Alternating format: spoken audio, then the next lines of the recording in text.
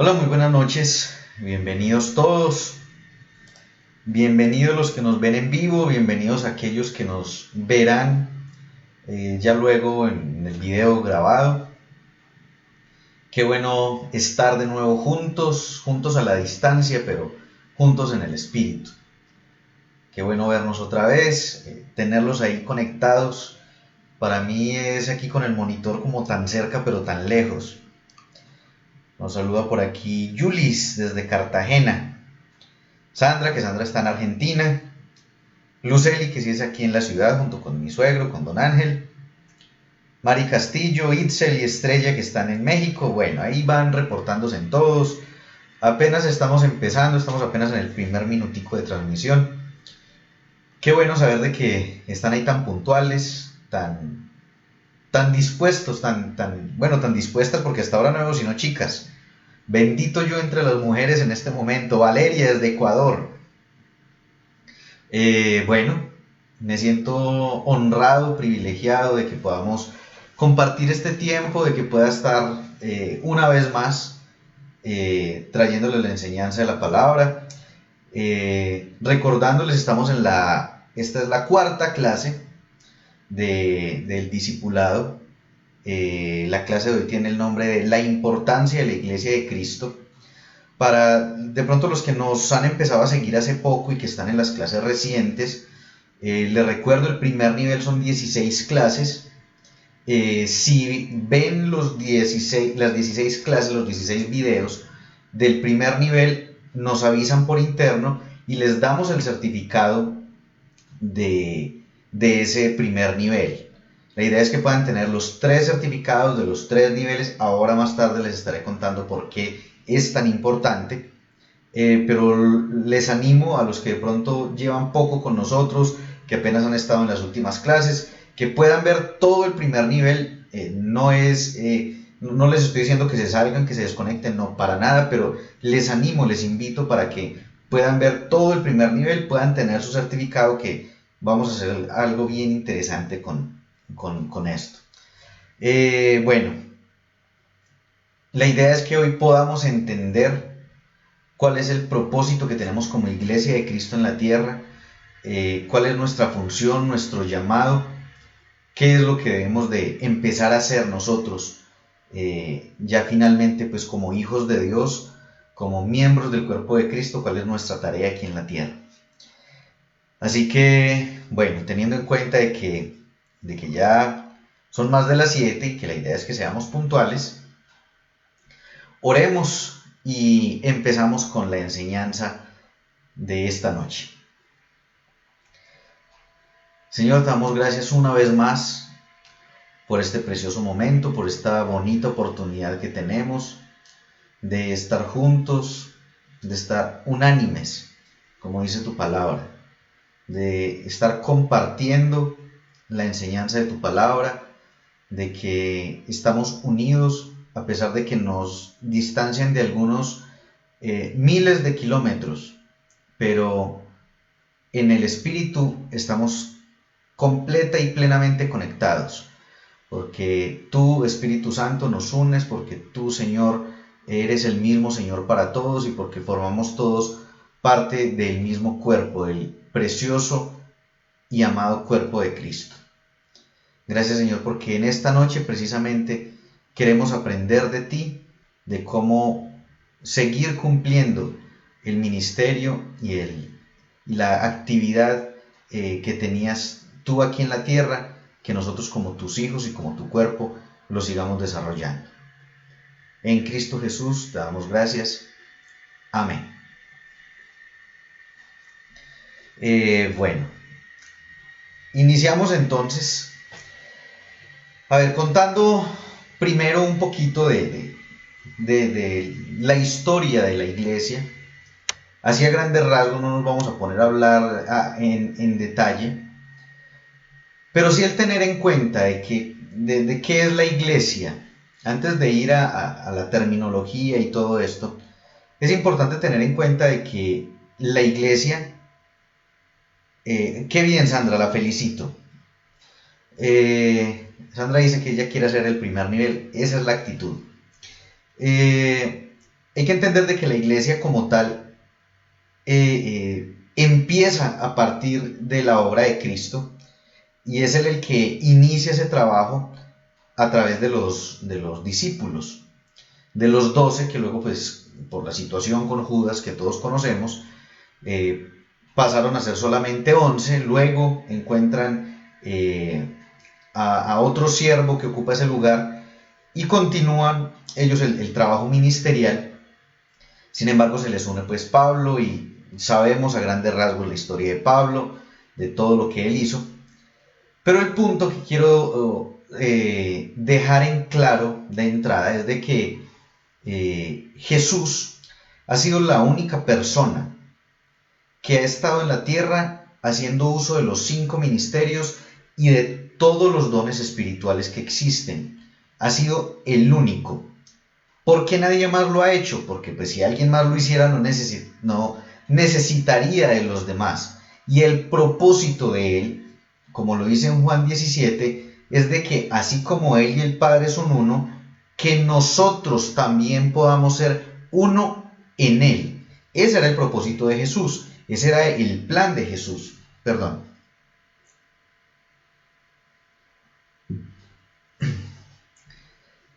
Ese era el deseo de Él. El deseo de Él era partir, por eso les dice, que también lo hemos hablado cuando hablamos acerca del Espíritu Santo. Buenas noches, Pastora Yasmín, bienvenida. Bendiciones también para usted. Como lo hemos visto en las clases relacionadas con el Espíritu Santo, Él les dice, les conviene que yo me vaya, para que venga el Consolador, para que venga el Espíritu Santo. Porque al Él irse, podía transferirnos a través del Espíritu Santo esos mismos 5 ministerios y todos los dones en los que Él operó aquí en la tierra. Si Él no se iba, el único que iba a quedar como portador de eso era Él. Y si alguien necesitaba, por ejemplo, echar fuera un demonio, que es de lo que vamos a hablar en la próxima clase, echar fuera demonios, no se me vayan a asustar, no crean que voy a hacer un exorcismo, una liberación aquí en vivo, no se me preocupen por eso, pero es algo que también debemos de aprender, algo que también Jesús le enseñó a los discípulos.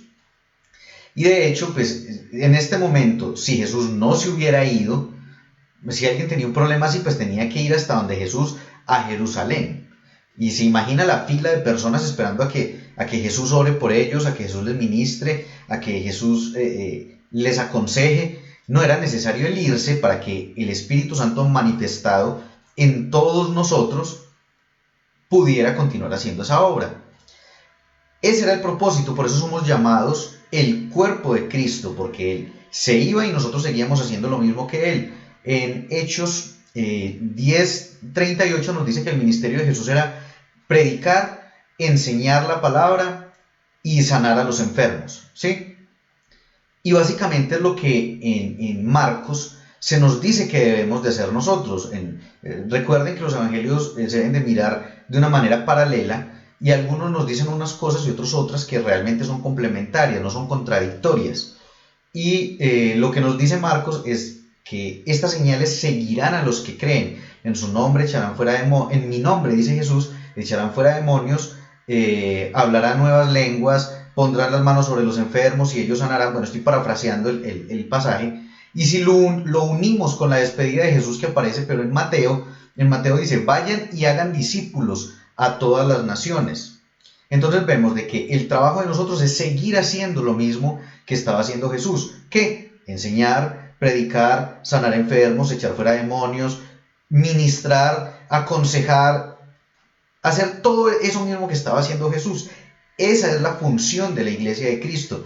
Ese fue el propósito con el que Cristo dejó a los discípulos para que ellos se multiplicaran en más y siguieran creciendo, y la idea era que todos juntos siguieran haciendo lo mismo. Sin embargo, sucedió algo muy triste, algo que no era realmente el propósito de Dios. Ahí es donde vemos, como lo vimos en una de las clases del nivel pasado. Por eso es importante para los que recién llegan que vean las clases anteriores, porque hay conceptos que ya hemos visto antes. Y esto que voy a mencionar lo he dicho en una de las clases pasadas, y es de que vemos cómo es cierto de que Dios no tiene el control en la tierra, porque el deseo de Dios no era lo que pasó, por ejemplo, en el siglo III, que el romanismo lo que hizo fue negociar con las cabezas de la iglesia de Cristo en ese momento, negoció con ellos y les dijo, listo, no los vamos a perseguir más, no los vamos a matar más, les vamos a dar títulos nobiliarios, es decir, los vamos a volver nobles, les vamos a dar tierras, les vamos a dar riquezas, vamos a acabar con esta perseguidera y esta matadera de cristianos, porque entre más los perseguimos y más los matamos, más salen.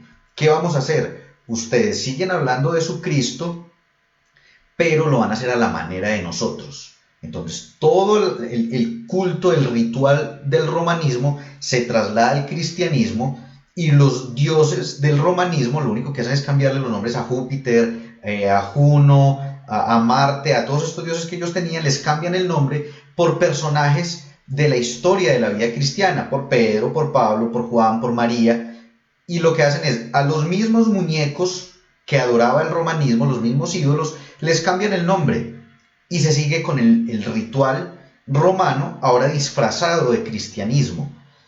Y estos sinvergüenzas, porque no se me ocurre otra expresión, yo creo que podrían usar otra, pero por favor no lo vayan a hacer, acceden a esto, venden sus principios y su fe y empiezan con todo esto que conocemos hoy en día, y no quiero que nadie se me ofenda, pero lo que conocemos hoy en día como el catolicismo romano fue realmente eso, fue un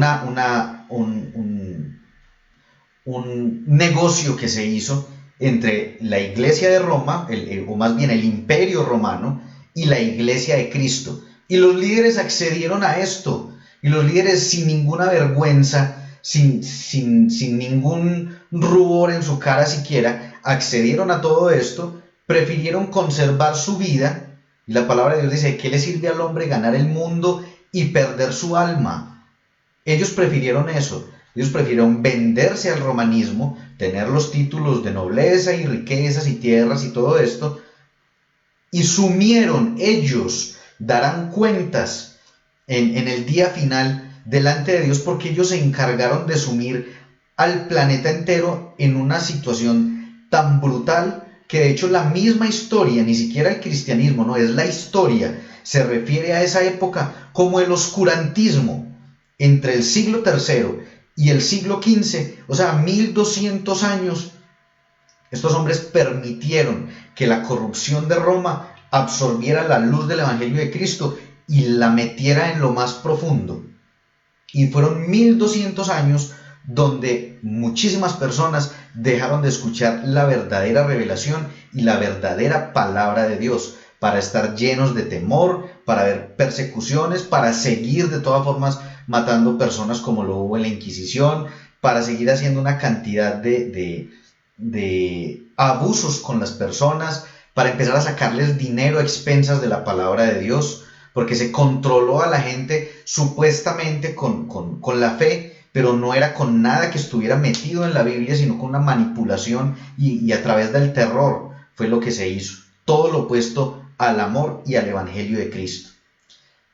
¿Por qué les cuento todo esto? Porque esa revelación y ese propósito que Cristo les entrega a ellos, y la revelación que posteriormente viene con el Espíritu Santo a través del apóstol Pablo, y todo el desarrollo ministerial de Santiago, de todos estos siervos de Dios de la iglesia primitiva, prácticamente podemos decir que se fue a la basura con lo que hicieron estos otros líderes de la iglesia de Cristo. Y fueron 1200 años en los que la revelación quedó guardada, hasta que en algún momento, en el siglo XV, Dios habla al corazón de un hombre, de Martín Lutero, y empieza a traer esa revelación de nuevo. Pero entonces tenemos que ser conscientes de algo. Dios había hecho un trabajo, no solo en el tiempo en el que Jesús estuvo preparando a los discípulos, sino luego toda la revelación que vino a través del Espíritu Santo, que fue también lo que dijo Jesús. Cuando Él venga, Él les va a seguir enseñando y les va a seguir dando más y más y más información. Entonces fueron alrededor de 100 años donde la iglesia se estuvo llenando de doctrina, aprendiendo, creciendo, madurando. No fue solamente en el ministerio de Cristo, sino luego lo que siguió siendo el Espíritu Santo.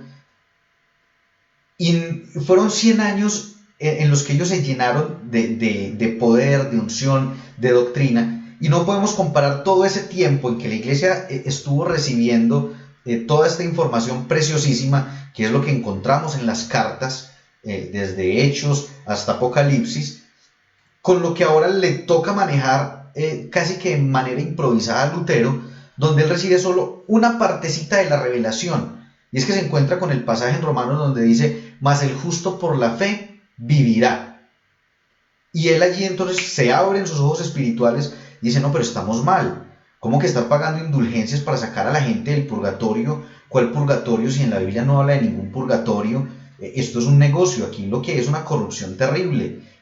Y empieza desde ahí a salir de a poquito, toda la revelación de nuevo que había quedado atascada. Pero en ese proceso, entonces luego de Lutero, que apenas venía con un pedacito, porque él apenas recibe esa partecita, pero él venía cargando con una cantidad de religiosidad. Él, por ejemplo, se azotaba cuando hacía algo malo, porque no sabía cómo lidiar con la carne, no entendía el cambio de la naturaleza en el espíritu, que ya lo hemos visto nosotros. Él no entendía muchas de estas cosas espirituales. Entonces él solo tenía la salvación por gracia. Y de ahí se aferró y en eso vivió. Y de ahí surgió la reforma, lo que conocemos como la reforma. Pero luego entonces viene Calvino, luego vienen otras personas también de algún modo como a seguir los pasos, pero a querer también involucrarse en el tema del desarrollo doctrinal, y empiezan a salir una cantidad de corrientes de doctrina. Unos dicen esto, otros dicen aquello, y a formarse algo que no era lo que Jesús quería en principio, porque no está ese cuerpo unido y cohesionado, sino que lo que hemos visto desde el siglo XV hasta ahora es una iglesia totalmente fracturada y dividida, llena de denominaciones que no existían en principio. De hecho, las iglesias antiguamente, cuando ustedes miran las cartas de Pablo, por ejemplo, dice a los santos en la iglesia en Corinto, a la iglesia de Cristo en Éfeso, a la iglesia de Dios en Colosas. Siempre el encabezado va la iglesia de Dios en tal parte. Es decir, que por ejemplo en nuestro caso, podríamos decir la iglesia de Cristo en Dos Quebradas, o en Pereira, o en la ciudad en la que usted está. Pero las denominaciones no existían. Usted no va a ver en Hechos de los Apóstoles que dijeron, y nos fuimos para la iglesia X. No, era la iglesia de Cristo, no más, sin denominaciones. Eso surgió como causa de todo esto, de la corrupción, como causa del humanismo mismo que se filtró en la iglesia, dividiendo y trayendo pensamientos y razonamientos humanos y no tanto conocimiento de la palabra de Dios. Entonces se tergiversó todo, y por eso hoy en día tenemos iglesias en todas las esquinas, todas con nombres diferentes, todas alegando decir es que nosotros somos mejores que aquellos, y no vemos el deseo de Jesús demostrado en todo esto.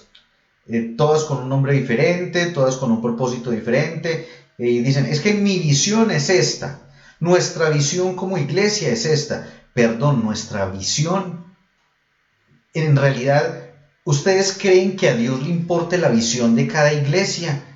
¿Que a Dios le interese el fluir o el sentir de cada iglesia o de cada pastor?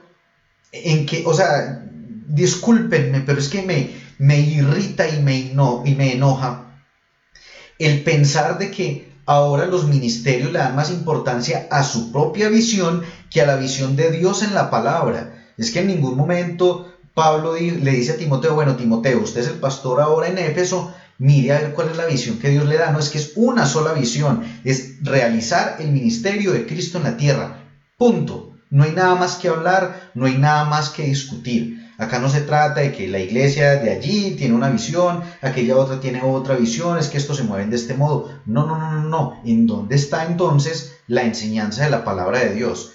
Yo no veo, y me disculpan, pero yo no veo en ninguna parte de las escrituras que diga que cada iglesia tiene una visión diferente. Porque todo lo que habla Pablo a las diferentes iglesias que les escribe, de hecho hoy me di cuenta que hay otra carta perdida, la carta a la iglesia de la Odisea. Pablo le escribió a la iglesia de la Odisea y no tenemos esa carta. Cuando él escribe a los colosenses, él les dice, y esta carta por favor envíensela a la gente de la Odisea, y que los laodicenses les envíen la que yo les mandé a ellos, para que se compartan todo el escrito. ¿Por qué? Porque era todo una misma visión. Y entre ellos luego empezaron a rotarse en las cartas, la de los Gálatas iba para donde los Corintios, porque es una misma doctrina y una misma enseñanza.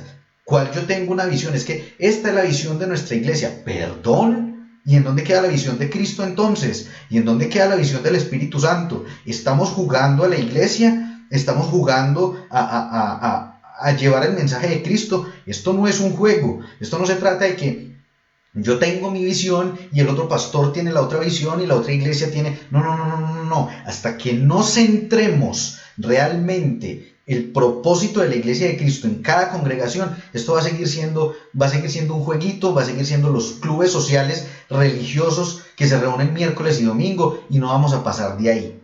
y no vamos a avanzar de ese punto. Y me perdonan si me ven enojado, pero es que es la palabra de Dios y para mí este tipo de cosas no tienen negociación. Y les pido disculpas por lo que voy a decir, creo que en otra ocasión se los había dicho. Y cuando recién me conocía con mi esposa decía que me veía más chiquito de lo que soy. Yo no soy muy alto, pero en algún momento tuvimos una conversación siendo amigos y ella me decía, no, es que yo opino. Y yo, no, qué pena Ángela. En ese momento yo le decía Ángela, no era mi amor. Yo le decía, qué pena Ángela, pero con todo el respeto, su opinión no me importa, porque mi opinión tampoco importa. Solo importa lo que dice la palabra de Dios. Así que con todo el respeto, la visión de las diferentes iglesias a mí no me importa. Ni solo me importa la visión que tiene Cristo con respecto al propósito de la iglesia universal en el mundo. No la visión de cada cual. Porque entonces estamos aquí jugando al club social religioso de cada 8 días. Dicho todo esto, terminando con el regaño, no lo tomen a mal ni lo tomen a regaño. Tenemos entonces que mostrar, tenemos que mirar qué es lo que la palabra de Dios nos dice. Y vamos a Hebreos 10:25. Ahora sí, para entrar en la palabra de Dios.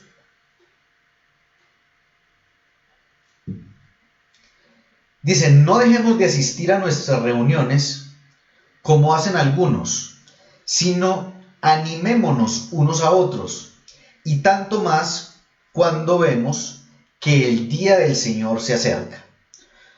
Entonces esta primera línea de este versículo ha sido el caballito de batalla de muchos ministerios para hacer que la gente no deje de ir a las iglesias, sin importar si hay corrupción en la iglesia, sin importar si hay desorden en la iglesia, sin importar si hay buena enseñanza en la iglesia. Entonces cuando la gente deja de ir, entonces le dicen, no, pero recuerden, no debe dejar de congregarse así como dice la palabra.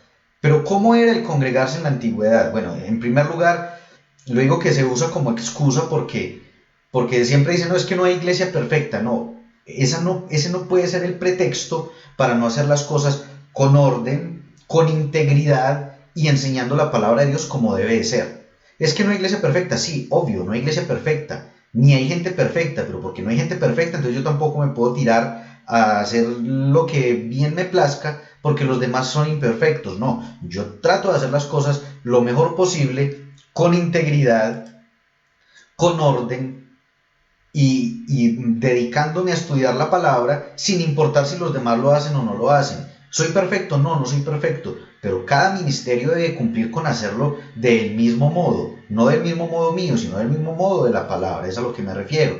Entonces no podemos utilizar este pasaje para intentar manipular a la gente y amarrarle a una silla de una iglesia y decirle no se puede ir porque dice no dejemos de asistir a nuestras reuniones.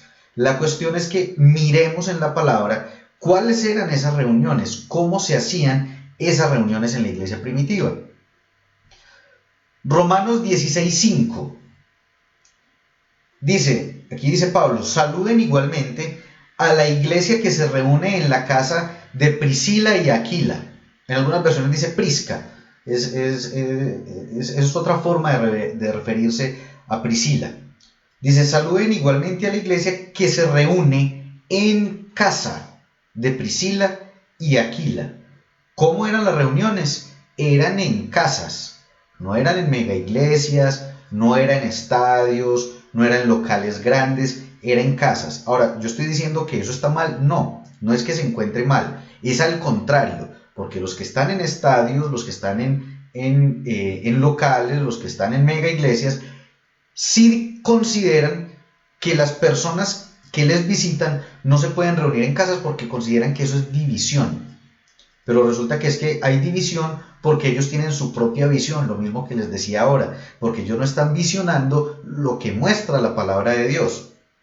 Y la palabra de Dios nos muestra es que la gente se reunía en sus casas, no más. No lo podían hacer en otras partes. ¿Por qué? Por la persecución misma, la persecución de los judíos, la persecución de los romanos. Siempre había alguien que quería delatarlos, entonces ellos no podían estar en lugares grandes, tampoco habían los medios técnicos en esa época, no habían equipos de sonido para tener, 200, 300 personas en un sitio y hablar, no les iban a escuchar. Entonces lo hacían en las casas, podían disimularlo más ante la gente que los perseguía, y además de eso, pues no tendrían dificultades en cuanto a la parte de la acústica. Otro versículo, 1 Corintios 16-19, para que no digan, no, es que eso solo lo dijo en un versículo. La iglesia de la provincia de Asia les manda saludos a los corintios. Aquila y Priscila y la congregación que se reúne en su casa les mandan muchos saludos. Es decir, en otro versículo hace mención de la misma iglesia que se congregaba ¿en dónde? En una casa. Colosenses 4:15 dice, saluden a los hermanos que están en la Odisea. Aquí es donde si siguen leyendo el capítulo 4, es donde hace la mención que les decía ahora de la carta que Pablo envió a la gente de la Odisea y que hoy no tenemos pues, registro de ella. Saluden a los hermanos que están en la Odisea. Saluden también a Ninfa y a la congregación que se reúne en su casa. Así era como se reunían ellos. Filemón, recuerden que Filemón es un solo capítulo, entonces no decimos Filemón capítulo 1 porque pues bueno, es un solo capítulo. Filemón 1 y 2 dice, Pablo, preso por causa de Cristo Jesús, esa es una de las cartas de prisión de Pablo, él estaba allá en la cárcel, y el hermano Timoteo saludan a Filemón, querido compañero de trabajo, y a la iglesia que se reúne en su casa, así como a la hermana Apia y a Arquipo, nuestro compañero en la lucha. Entonces vemos aquí varios ejemplos de que ellos se reunían, era como en casas, estaban cumpliendo con la gran comisión, haciéndolo en casas. Ahorita vamos a ver la importancia de esto, por qué era importante y por qué es importante hacerlo en las casas. Ahora, entonces, algunos esgrimen este versículo que les voy a mostrar, que está en Hechos capítulo 2, porque dice, pero dice que ellos estaban en el templo. Muy bien. Hechos 2, 46 al 47. Día tras día continuaban unánimes en el templo y partiendo el pan en los hogares, o sea, en las casas. Cuando habla del partimiento del pan se está refiriendo a la Santa Cena. Comían juntos, con alegría y sencillez de corazón, alabando a Dios y hallando favor con todo el pueblo. Y el Señor añadía cada día al número de ellos los que iban siendo salvos. ¿De qué templo está hablando? Es que era la iglesia en Jerusalén. No, ese es el templo. Recuerden que el primer templo fue destruido por el imperio babilónico cuando realizó el sitio a Israel, cuando lo sitiaron, destruyeron el templo. Luego, muchos años después, ellos vuelven de nuevo a ocupar esta tierra. Recuerden que no solo lo sitiaron, sino que se llevaron de allí a una cantidad de gente, lo que se desarrolla en los libros de Daniel, por ejemplo, es la profecía que dio Jeremías de que eso iba a suceder. Bueno, cosas que aparecen en el Antiguo Testamento y no podemos ahondar en ellas en este momento.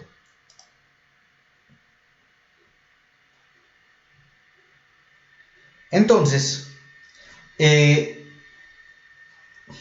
a lo que me refiero con esto es de que ese templo del que está hablando allí es el segundo templo. Cuando ellos vuelven, Esdras y Nehemías se encargan de levantar el templo, de empezar las obras del templo, que luego, años después, fueron terminadas. Ese templo es al que se está refiriendo aquí. Luego, cuando vino el romanismo, los romanos, el imperio romano, ayudó a terminar, porque ellos pues eran muy amigos del tema arquitectónico y todo esto, ayudaron a terminar de arreglarlo, de adecuarlo, y quedó el templo que luego los mismos romanos destruirían. Pero se refiere a ese templo, al templo en el que se reunía el pueblo judío a hacer sus cultos, a hacer sus rituales, a hacer todo esto. No era un templo cristiano, se refiere al templo de Jerusalén, del cual ahora, bueno, quedan muy pocas partes de ese templo. Entonces, cuando dice continúan unánimes en el templo, era porque ellos empezaron a ir al templo a reunirse, a predicar, a hacer su servicio, digamos, como el servicio dominical. Entonces, si vemos en el capítulo 5, nos vamos a dar cuenta de qué pasó. Pueden seguir la secuencia de Hechos 2 hasta el capítulo 5 y se van a dar cuenta que ellos empezaron a frecuentar tanto el templo que los sacerdotes, o mejor dicho, todo el concilio, lo sacó de allí. De hecho, azotaron a Pedro y a Juan y les dijeron que no podían seguir haciendo esto. Entonces vemos que no era el templo de ellos, era el templo de los judíos, y ellos empezaron a tomarlo para ir a predicar, para ir a tener comunión unos con otros, pero los judíos no los dejaron porque era su templo, y de hecho ellos eran enemigos de Cristo, pues mataron a Jesús. Hechos 5, del 40 al 42. Dice, así que llamaron a los apóstoles, los azotaron y les prohibieron seguir hablando en el nombre de Jesús. ¿En dónde? Pues en el templo. Después los soltaron. Los apóstoles salieron de la presencia de las autoridades muy contentos, porque Dios les había concedido el honor. Imagínense en esto, la pasión y el amor de esta gente por predicar el evangelio de la gracia de Cristo, que los azotaron y ellos salieron felices, porque en la versión Reina Valera dice, porque los tuvieron por dignos de ser azotados. Les había concedido el honor de sufrir injurias por causa del nombre de Jesús. Para ellos era un privilegio, era un honor. Es más, ellos morían gustosos. Por eso es que digo lo de los sinvergüenzas del siglo III, porque mientras estos eran felices, porque sabían que lo estaban haciendo por amor a Cristo, estos otros lo que hicieron fue venderse por amor al dinero. Y todos los días enseñaban y anunciaban la buena noticia de Jesús el Mesías, tanto en el templo como por las casas. Es decir, ellos siguieron y no les importaba que los azotaran y que les pegaran y que les hicieran cualquier cosa. Ellos seguían yendo, si no los dejaban entrar, a los alrededores del templo y seguían predicando de Cristo. Y como decía en el capítulo 2, y cada día se añadían más y más personas al cuerpo de Cristo. Ahora, lo que estoy diciendo ¿es malo ir a la iglesia? Por supuesto que no. Lo que es malo es el sistema religioso que hay metido en las iglesias, que, discúlpenme, pero se ha vuelto un club social, donde la gente va el domingo a relajarse un rato, o el miércoles, se van un rato a escuchar a alguien que les enseña o que les predica. Tengo que ir el domingo a la iglesia porque si no de pronto me va mal en la semana, o sea, como un agüero, como si fuera algo para la buena suerte. Y voy y ya, pero sin un compromiso, sin ser discípulo realmente, sin estar ejecutando el ministerio de Cristo en la tierra. Es precisamente a eso a lo que me refiero. No, Valeria, no nació en Antioquía. La iglesia de Cristo no nació allí, fue allí donde los llamaron cristianos, pero la iglesia de Cristo nace en Hechos 2, donde viene el Espíritu Santo. Allí empieza la iglesia de Cristo. Bueno, pero entonces la cuestión es de que la iglesia no está cumpliendo el propósito. La iglesia de Cristo en todo el mundo no está cumpliendo el propósito. ¿Y el propósito es cuál? Es seguir desarrollando la tarea que Cristo estaba haciendo en la tierra. Jesús no nos llamó a sentarnos en una iglesia miércoles y domingo. Él nos llamó a que sigamos siendo activos en la obra que Él estaba desarrollando, que realmente seamos su cuerpo. ¿Y qué hacía su cuerpo? Pues su cuerpecito iba a predicar, su cuerpecito iba a enseñar, su cuerpecito iba a imponía las manos sobre los enfermos para que sanaran. Eso era lo que hacía Cristo. Pero ahora creemos que ser cristiano, por eso yo no estoy de acuerdo con la expresión cristiano. De hecho, lo que menciona, el pasaje que menciona Valeria, allá los empezó a llamar la gente del mundo, los empezó a llamar cristianos a ellos. Pero ellos adentro, ellos tenían otro nombre, se hacían llamar los del camino, los que creían en el nombre, etc. Pero fue el mundo el que los visualizó de ese modo. Nosotros lo que tenemos que ser es discípulos, porque si somos cristianos es como nos ve el mundo. ¿Y cómo nos ve el mundo? Sentados en una silla miércoles y domingo, haciendo las palmitas y escuchando a alguien hablar, y me voy para la casa a hacer nada. Hola Mabel, ¿cómo está? Pero realmente el llamado de nosotros no es ese. El llamado de nosotros es ir a cumplir con la gran comisión. Si solamente estamos sentaditos en la banquita, no estamos haciendo nada. Y si la visión ministerial de su iglesia es tenerlos nomás ahí, sentados miércoles y domingos sin hacer nada, pues tampoco están cumpliendo con el propósito de la gran comisión, porque entonces estamos jugando a hacer iglesia. Miremos Hechos 20, 19 y 20. Dice, todo el tiempo he estado entre ustedes sirviendo. Esto lo dice Pablo en su discurso de despedida. Él ya sabía que no los iba a volver a ver. Es muy triste si leen ese pasaje. Dice, todo el tiempo he estado entre ustedes sirviendo al Señor con humildad, con muchas lágrimas y en medio de muchas pruebas que me vinieron por lo que me querían hacer los judíos. Recuerden que ya hemos hablado del tema de que no es Dios el que nos manda las pruebas. Vea que de hecho lo que dice aquí es que las pruebas que me vinieron por lo que me querían hacer los judíos. Pues sería absurdo que Dios queriendo que el Evangelio de Cristo se regara por todos lados, pues también le mandara a los judíos a perseguir a Pablo. Obviamente eran instigados pero por Satanás. Dice el versículo 20, pero no dejé de anunciarles a ustedes nada de lo que era para su bien, enseñándoles públicamente, es decir, no estoy diciendo que sea malo predicar a Cristo públicamente, es decir, delante de una multitud y en sus casas, ¿qué es lo que se ha perdido? Entonces, ¿qué es lo que ha pasado? Se ha confundido el concepto de iglesia. Ahora hablan de iglesia y se habla de una edificación. ¿Para dónde va? Voy para X parte. Ah, ya, eso queda por la iglesia esta que es así y ya está. O sea, se piensa en iglesia en un edificio. Se piensa en iglesia en una denominación. Yo pertenezco a la iglesia tal. De hecho, mucha gente me pregunta, ¿y a qué iglesia pertenece usted? Y yo con mucho amor le digo, yo pertenezco a la iglesia de Cristo. Porque es que no se trata de denominaciones, ¿qué dice mi amor? Exacto, sí, mi vida, así es. Se ha confundido el término iglesia con el culto. Por ejemplo, y usted fue a la iglesia el domingo. No es el culto, la iglesia no es ni un edificio, la iglesia no es una denominación, no es un letrero, ni es un culto. La palabra iglesia viene de un término griego que es eclesia, con doble C si lo quieren apuntar, eclesia, E-C-C-L-E-S-I-A, eclesia, que significa reunión de un grupo de personas con el propósito de adorar, orar, contemplar a Dios y a su palabra. Entonces habla de una reunión, no dice de cuántas, una reunión. De hecho, en Mateo 18:20 dice, porque donde 2 o 3 se reúnen en mi nombre, allí estoy yo en medio de ellos. O sea, no se trata de que haya 1000, 10,000 o 3. Se trata de que estén haciendo ¿qué? Reunidos con el propósito de adorar, orar, contemplar a Dios y a su palabra. Cuando estamos juntos, así sea por medios virtuales, somos la iglesia de Cristo. Y como iglesia de Cristo, lo que debemos de hacer es poner en marcha el ministerio de Cristo en nosotros.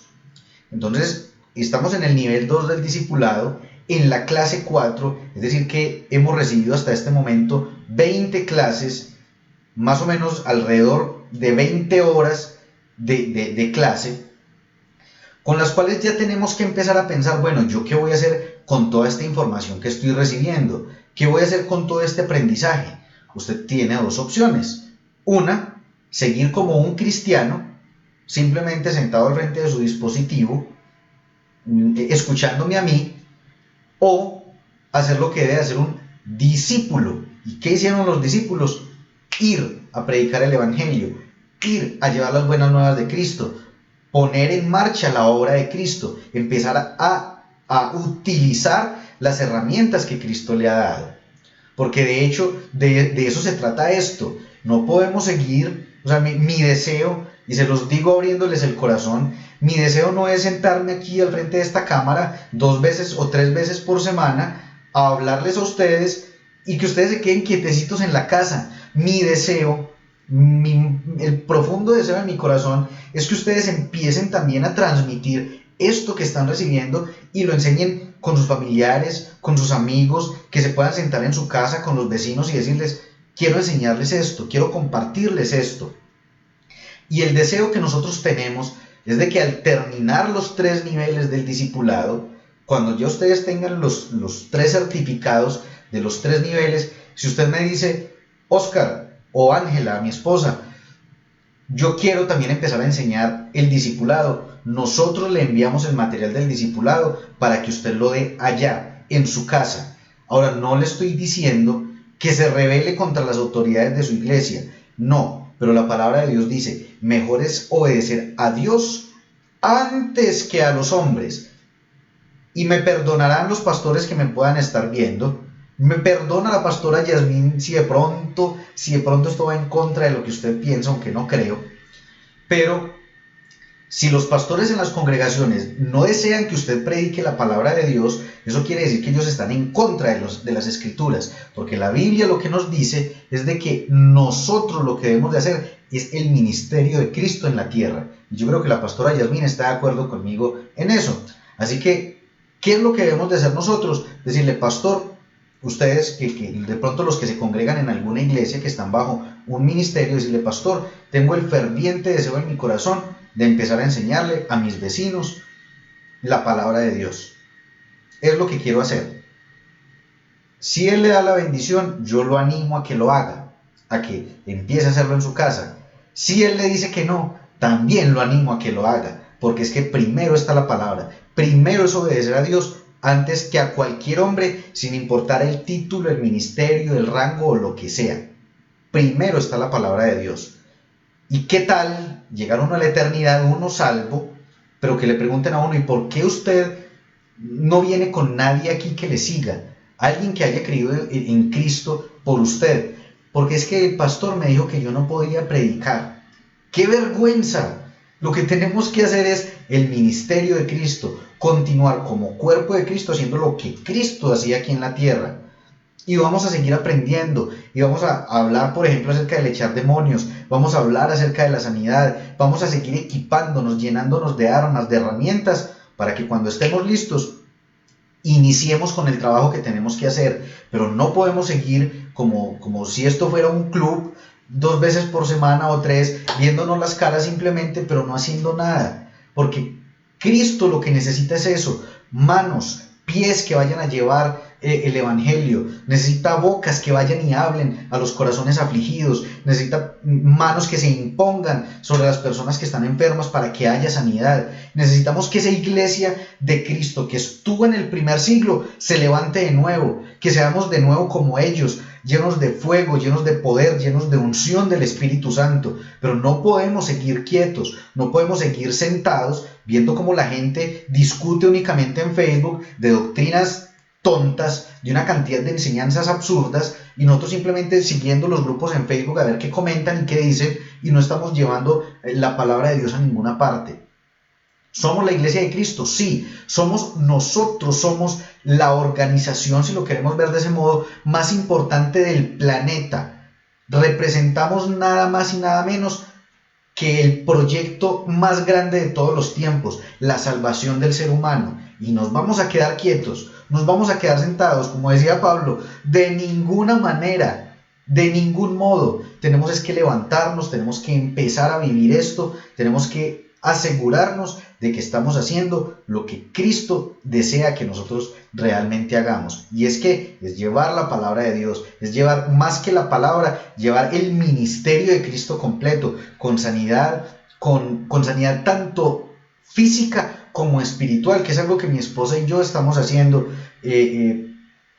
tanto aquí a nivel local, en la ciudad, visitando personas con problemas de depresión, con problemas de ansiedad, con problemas tanto a nivel psicológico como psiquiátrico, trayendo libertad a las vidas de estas personas, sino incluso por medios virtuales, a través de WhatsApp, nos empiezan a contactar personas de muchas partes, y esto ha sido como una bola de nieve, porque entre más días, más personas resultan con aflicciones, con problemas, y entonces, ¿qué les vamos a decir? No, yo no puedo porque es que no me dan permiso. No, nuestro deber, es más, nuestra obligación. Pablo decía, ay de mí si no predico el evangelio.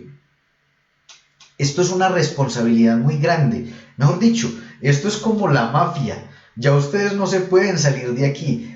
Tienen demasiada información, como dicen en las películas. Ya usted sabe mucho. Ya no se puede salir de aquí. Ya lo que tienen que hacer es empezar a hacer, empezar a vivir y empezar a expandir esta obra. ¿Nosotros qué hacemos? Nosotros, mi esposa, sobre todo pues ella con las damas, yo con los caballeros, hablando con ellos permanentemente o visitando, haciendo seguimiento, mirando cómo están, cómo van, pero todo fundamentado en la palabra de Dios. No podíamos quedarnos con lo que sabemos y meterlo, como dice Jesús, no podemos encender una luz y meterla debajo del almud, debajo de un armario, debajo de la cama, esconderla. Tenemos la luz de Cristo en nosotros, pues activémosla, mostrémosla a la gente. Es que mi ministerio, mi llamado es para las naciones. Usted se imagina a David, donde él se encuentre con el gigante y él diga, no, es que yo no estoy para matar gigantes, mi llamado es a ser un rey. Pues se imaginan la historia cómo habría terminado. Ustedes se imaginan a Moisés donde diga, no, pero es que yo fui capacitado para ser gobernante de una nación. A mí no me ponga a lidiar con plagas y todo ese cuento, eso no es para mí. ¿Se dan cuenta? El llamado empieza siendo fiel en lo poco para ser puesto en lo mucho. Ellos fueron fieles en lo poco y terminaron haciendo muchísimo. Así que nosotros debemos de hacer exactamente lo mismo.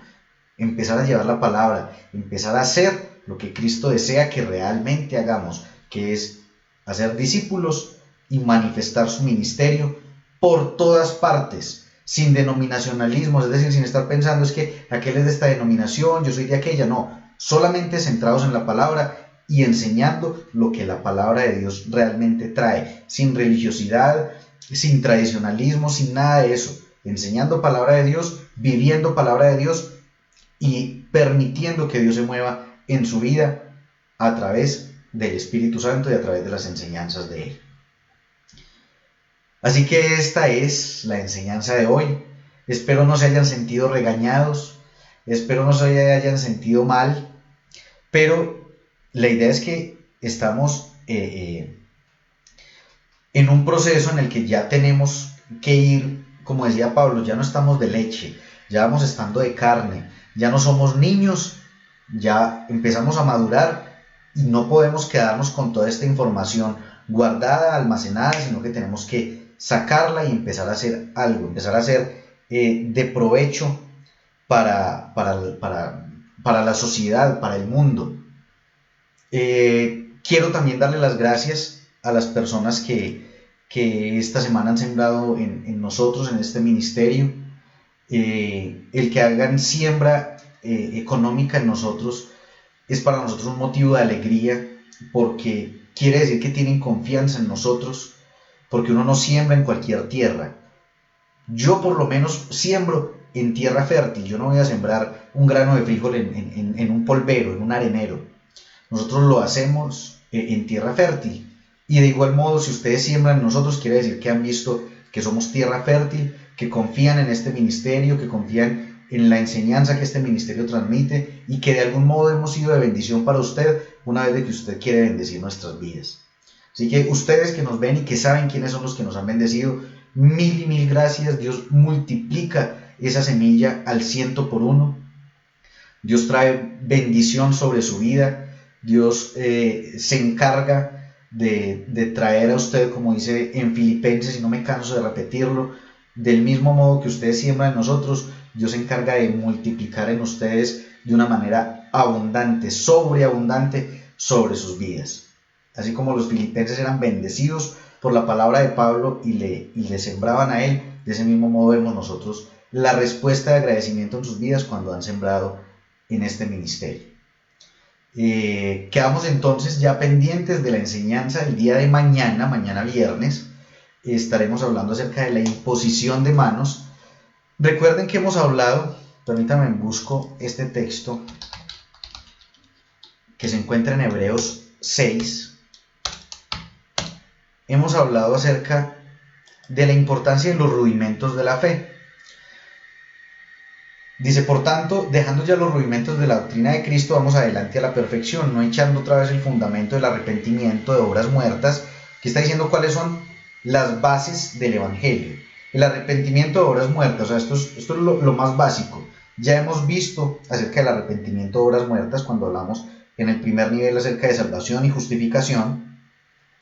De la fe en Dios ya hablamos acerca de cómo utilizar la fe correctamente y el antagonista de la fe, que es el temor. De la doctrina de bautismos ya hemos hablado de los bautismos, hablamos del bautismo en agua, el bautismo en Cristo y el bautismo en el Espíritu Santo. Si usted no ha visto esas clases, esto está en el primer nivel. De la imposición de manos, ese es el siguiente tema. Vamos a estar hablando acerca de la imposición de manos. Más adelante, algunas semanas más adelante, vamos a hablar de resurrección de muertos y del juicio eterno. Pero primero, para el viernes de Semana Santa, que sería, ya les voy a decir, esto sería en abril 2, vamos a tener una enseñanza precisamente por ser ese día. Vamos a hablar acerca de la Cena del Señor. Les voy a solicitar de una vez y se los voy a estar recordando, se los digo de una vez con tiempo y se los voy a seguir recordando, que por favor empiecen a conseguir jugo de uva o vino para ese día. Jugo de uva, no sé, aquí en Colombia al menos se consigue en cualquier tienda, en cualquier supermercado. Espero que en los otros países también consíganlo para ese día, ténganlo a la mano. Les voy a estar insistiendo porque la idea es que después de ese día sigamos haciendo la cena al menos una vez por semana en las reuniones que tenemos así de carácter virtual. Las personas que están también aquí en la ciudad, los que nos ven acá en Pereira, que deseen que los visitemos, que compartamos con ellos, nos pueden escribir por interno y nos ponemos de acuerdo para ir a sus casas. Este domingo, por ejemplo, tenemos una visita con, bueno, Amparito no la he visto conectada, la idea es estar en las casas de diferentes personas, conocerlos personalmente, los que no nos conocen, a los que no, pues, conversar un rato, charlar, orar por ustedes, y pues los que no podemos hacerlo en sus casas, que están en otros países, si desean charlar con nosotros, si desean que nos veamos por videollamada, hacer la visita virtual, nos quedan debiendo el refrigerio, pero lo podemos hacer virtual, nos podemos ver y con mi esposa y conversar un rato, conocernos, charlar y bueno, hacerlo como si fueran en sus casas, pero pues de manera virtual. Bendiciones para todos, quedamos pendientes entonces de vernos el día de mañana para que sigamos aprendiendo acerca de estos rudimentos de la fe y podamos proseguir a enseñanzas cada vez más profundas, cada vez más intensas y cada vez más fuertes y más útiles para nuestro caminar en Cristo. Bendiciones para todos, que tengan una muy feliz noche.